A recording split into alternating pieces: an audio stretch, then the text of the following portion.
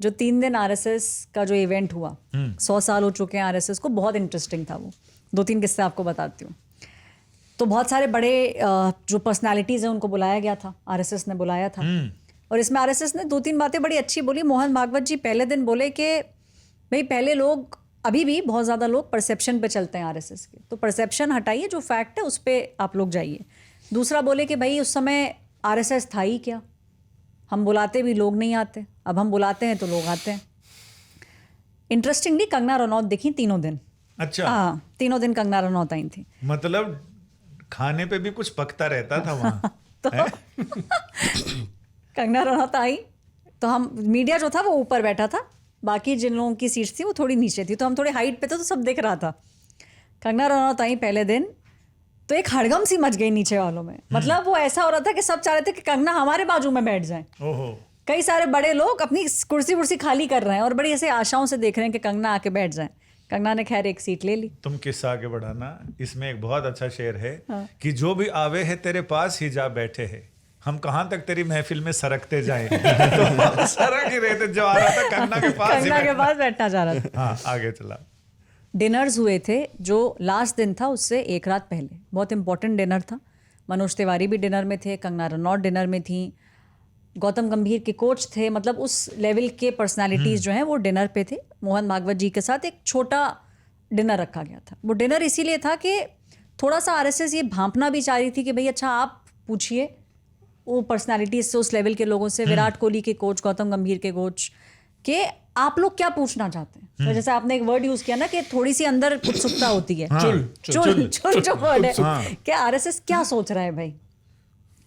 उस डिनर के अंदर भारतीय जनता पार्टी का अध्यक्ष कौन होगा, महिला होंगी, ओबीसी होंगी, क्या आरएसएस एक नया रूल लेके आने वाला है, 75 ईयर्स की जो बात कही थी वो क्या थी, सब लोगों ने पूछ लिया। अगले दिन जब हम इवेंट पे पहुंचे तो जो पर्चे हमें दिए गए थे वो हम दे चुके थे ऑलरेडी। फर्स्ट डे हमें बोला गया था आपके जो भी सवाल हैं, अच्छा, आप मीडिया उसको को भी लिखिए। कहा गया था कि आप भी सवाल दे दो। सबको कहा गया था। और पर्सनली आरएसएस वाले जो लोग हैं वो मीडिया, जहां मीडिया सेक्शन था, हम सबको पर्सनली भी बोल के गए थे कि आपके सामने पेपर और पेन रखा है, आप लोग सवाल जरूर लिख के जाइएगा। क्योंकि और एक बात और बोली थी, कोई भी सवाल छूटेगा नहीं, चाहे कितना भी बिजर्व अच्छा। हो। हाँ, कोई सवाल नहीं हम छोड़ेंगे, हम उसको क्लब जरूर कर देंगे। तो जो आपने देखा प्रेस कॉन्फ्रेंस के अंदर, क्लब किए हुए सवाल थे और लोगों के नाम लिए गए थे कि इन लोगों ने ये सवाल पूछे हैं। सारे स्टार्ट क्वेश्चन थे। सारे स्टार्ट क्वेश्चंस थे। आरएसएस का ये मानना है कि हम किसी भी तरीके का जो एक परसेप्शन है, जो गलत परसेप्शन है, उसको तोड़ना चाहते हैं।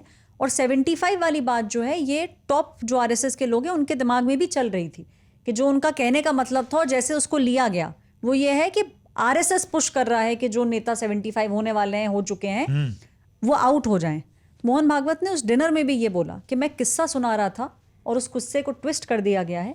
तो वो डिनर में एक रात पहले सबको ये क्लियर कर चुके थे कि 75 वाली बात आप अपने दिमाग से निकाल दीजिए। इनफैक्ट जो नया नंबर है वो है 80।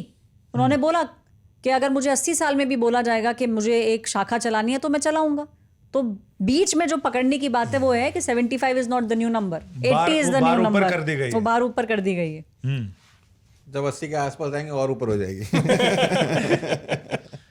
हिमांशु, तो ये परसेप्शन तो ये है, क्या इन्होंने उस समय बोला तो था, मेरे ख्याल से मुझे याद आता है कि 75 साल में रिटायरमेंट। ऐश्वर्या बात कर रही है ना, वो मैं अगर कोई, क्योंकि आप तो U-turn टाइप है क्या? जानकार हैं, हाँ। सुप्रीम कोर्ट देखते हैं, हर वकील अपनी जो बहस करता है, जो जिरह करता है, उसके पास अपने आर्गुमेंट के लिए वो जजमेंट होती है जो उसको सूट करती है। बिल्कुल बिल्कुल। हाँ, वो उसी जजमेंट को कोट करता है। लेकिन जो सामने वाला वकील है वो बताता है कि ये जो जजमेंट आप कोट कर रहे हैं, इसके बाद भी ये एक और जजमेंट आया है।